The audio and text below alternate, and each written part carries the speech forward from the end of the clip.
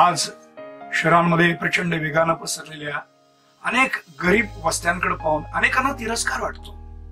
का बरं? ती ही माणसंच नाहीयेत का? त्यांच्या गावांकडनं शहरामध्ये ती थोडेच आनंदानं आलेली आहेत. कितीतरी विलक्षण आणि दुःखद कारण आहेत यामागे. त्यांच्या मूळ राहत्या घरात अनेकदा दुष्काळ पडला, गावांमध्ये पीक येईनासं झालं, उत्पन्नाची साधनं गेली आणि म्हणून नाईलाजानं पोट जाळण्यासाठी आपल्या कच्च्या बच्चांसह अनेकांना शहरात यावं लागलं. शहरात आल्यावर रोजगार मिळवायचा, त्यातनं काही पैसे मिळणार, मग कुटुंब चालवायचं, ही सगळी कसरत करताना चांगल्या प्रकारची घरं घेणं हा त्यांच्या ऐपतीचा विषय नाही होऊ शकत. आणि म्हणून अशा वस्त्यांमध्ये हे लोक राहतात. पण या अशा अनेक वस्त्यांमध्ये खूप हुशार, चुणचुणीत, धडपडणारी अशी चांगली मुलं आहेत. त्यांना शोधलं पाहिजे, संस्कारित केलं पाहिजे, त्यांना या देशाचं चांगलं नागरिक घडवलं पाहिजे. हाच संकल्प स्वरूपवर्धिनीच्या स्थापनेमागे होता. स्वरूपवर्धिनीचे संस्थापक कैलासवासी किशाभाऊ पटवर्धन यांनी अशा चुणचुणीत मुलांना शोधून देशाचं नेतृत्व घडवणारे गुण त्यांच्यात यावेत यासाठी एका अभिनव प्रयोगाला जन्म दिला, ज्याचं नाव स्वरूपवर्धिनी. विश्वकर्मा चॅरिटेबल ट्रस्टच्या ट्रस्टींनी स्वरूपवर्धिनीला हे आमंत्रण दिलं की या परिसरामध्ये जी नव्याने लोकवस्ती डेव्हलप होतीये, पण इथले प्रश्नही वाढतायत. गुंडागर्दी आहे, गुन्हेगारी आहे, अनेक प्रकारच्या व्यसनांमध्ये तरुण पिढी अडकतीये आणि म्हणून त्यांना चांगले संस्कार मिळाले पाहिजेत.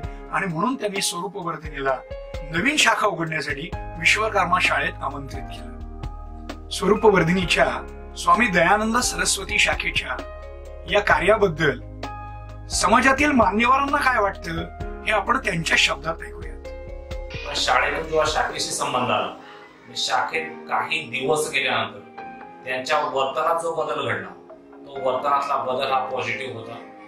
शिस्त चांगली लागली, वेगवेगळे गुण त्यांच्या अंगी आले, विशेष म्हणजे चांगले संस्कार त्यांच्यावर झाले. काही मुलं उद्धट बोलतात, पण जेव्हा मुलं शाखेतून परत आली किंवा शाखेशी निगडीत झाली तेव्हा त्यांच्या वर्तनातला बदल, त्यांच्यावर झालेले संस्कार हे अतिशय आम्हाला पॉझिटिव्ह दिसून आले. विद्यार्थ्यांच्या अभ्यासाच्या प्रगतीबरोबरच शारीरिक प्रगती त्यांची झालेली आहे आणि शाखेत जाणारा हा विद्यार्थी लगेच ओळखायला येतो त्याच्या वागण्यानुसार, त्याच्या अभ्यासातील गुणांनुसार की हा शाखेतलाच विद्यार्थी आहे असा पटकन विद्यार्थ्यांमध्ये ओळखायला येतो. जो लीडर आहे किंवा जो व्हॉलेंटियर आहे, ज्यावेळेस ही शाखा बनवली तर त्यांचे चप्पल काढण्यापासून जे रांगेमध्ये मी ऑब्झर्व केलेलं आहे, एका रांगेमध्ये चपला ठेवून एक हाक दिली, विसल दिली की ते बरोबर ओळीमध्ये थांबतात. ते खेळ सुरू होण्याआधी असो किंवा अभ्यासाच्या वेळेला असो, ही शिस्त जी आहे ती खूप आवडते. नुसतं खेळ नाही तर ओव्हरऑल त्यांच्या डेव्हलपमेंटसाठी ज्या काही ऍक्टिव्हिटीज घेतल्या जातात आणि ज्या पुराणकालीन ऍक्टिव्हिटीज ज्या आपल्याला दांडपट्टा वगैरे अशा ज्या स्वॉट फेन्सिंग किंवा इतर जे असे झलक मी बघितलेले आहेत किंवा कार्यक्रमाच्या स्वरूपात आपल्याला तो क्षण आठवतो, शिवाजी महाराजांचा काळ आठवतो. अशा प्रकारे त्यांना तयार केलेलं. या शाखेमध्ये सर्व या विद्यार्थ्यांना मार्गदर्शन करणारे शाखेतील सर्व कार्यकर्ते, माजी विद्यार्थी अगदी उत्करू आहेत आणि या विद्यार्थ्यांच्या घेतलेल्या चांगल्या अनुभवांच्या आधारावर त्यांच्या मार्गदर्शनाखाली ही शाखा आपल्या या संस्थेच्या शाळेमध्ये एक चांगलं काम करते आहे, जेणेकरून चांगले विद्यार्थी घडावेत. मी दिनेश शंकर दाडवे, माझे नगरसेवक. मी या भागामध्ये 2012 साली निवडून आलो. आता माझे या इथल्या स्थानिक नगरसेवक आहेत. सांगण्याचं कारण असे की आपल्या इथं स्वरूपवर्धिनी स्वामी दयानंद सरस्वती शाखेचं काम खूप छान पद्धतीने चालतं. या माध्यमातून बरेच रक्तदान शिबिर, समाजाला उपयोगी असे कार्यक्रम ह्याच्यामध्ये राबवले जातात. तसेच आमच्या या भागामध्ये श्रम भाग जास्त असल्यामुळे इथे मुलांची दिशाभूल केली होण्याची शक्यता जास्त असते. स्वरूपवर्धिनीच्या माध्यमातून मुलांचे विचारात चांगल्या पद्धतीचे विचार तयार झाले की त्यातून ते स्वतःचे परिवर्तन करून समाजामध्ये पण चांगला एकतेचा विचार राबवतात. या शाखेमार्फत एक अत्यंत सुजाण नागरिक घडण्याचे कार्य होते आतापर्यंत 1,500 मुलांनी या शाखेचा लाभ घेतला, त्यामध्ये प्रशिक्षण घेतले. हे प्रशिक्षण माझ्या प्रभागातील VIT या शाळेमध्ये गेली 15 वर्ष कार्यरत आहे. या शाखेच्या पुढील उत्तुंग कारकिर्दीसाठी माझ्या मनापासून हार्दिक शुभेच्छा. उपेक्षित वस्तीतल्या एका गरीब घरातला एखादा सामान्य दिसणारा मुलगा हा एक चांगला विद्यार्थी म्हणून पुढे येतो, अनेक गुणांनी विकसित होतो, सर्व गुण संपन्न होतो आणि त्याच्याविषयी समाजाला आधार वाटायला लागतो. ही किमया घडते कशी, ही जादू होते कशी, याची प्रक्रिया काय, हा विकास साधतो कसा, आणि हे सगळं आपण या एका छोट्या लघुपटाद्वारे पाहूयात.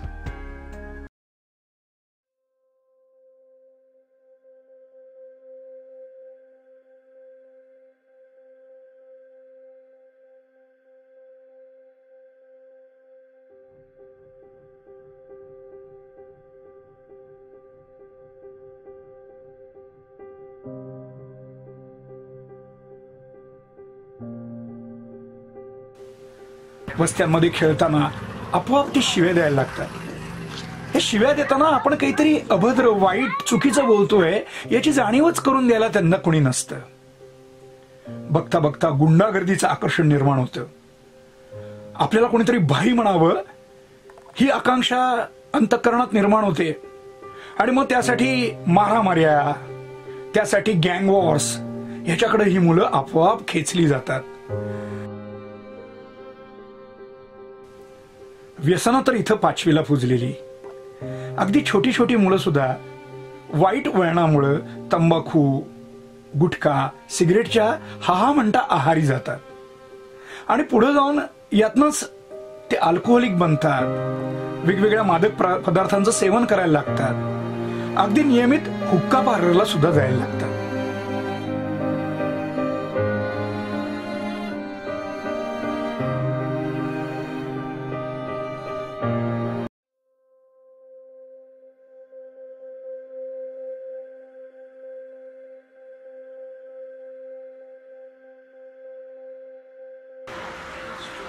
अरे हर्ष, उठ, शाळेत जायचं रे, उठ, शाळेत जायचं, उठ.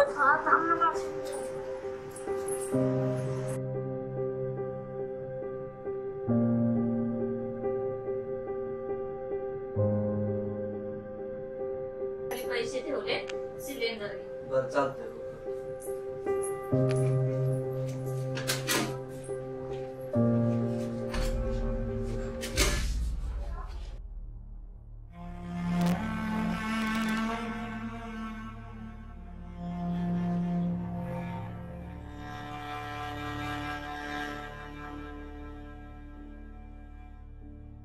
आणि या कुसंगतीतनं मुलांना वाचवण्यासाठी ते पालक तरी बिचारे कुठे घरी असतात. कुटुंबाच्या सर्वांच्या पोटात अन्नाचे 4 कण पडावे म्हणून आईबाप दिवसभर कामावर, आणि मग या मुलांची काळजी कोण घेणार? आणि मग ही मुलं या कुसंगतीच्या भक्ष्यस्थानी पडतात. हर्ष एक निरागस प्रेमळ मुलगा, पण आता तोही वाईट संगतीत फसत चालला होता.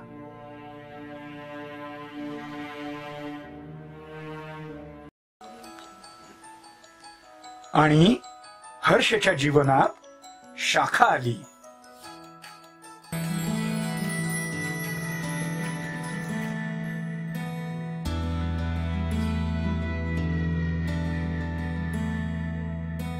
खुल गया आसमां का रास्ता, देखो खुल गया. मिल गया, खो गया था जो सितारा, मिल गया, मिल गया. रोशन हुई सारी जमीन, जगमग हुआ सारा जहां. उड़ने को तू आजाद है, बंधन कोई अब है कहाँ.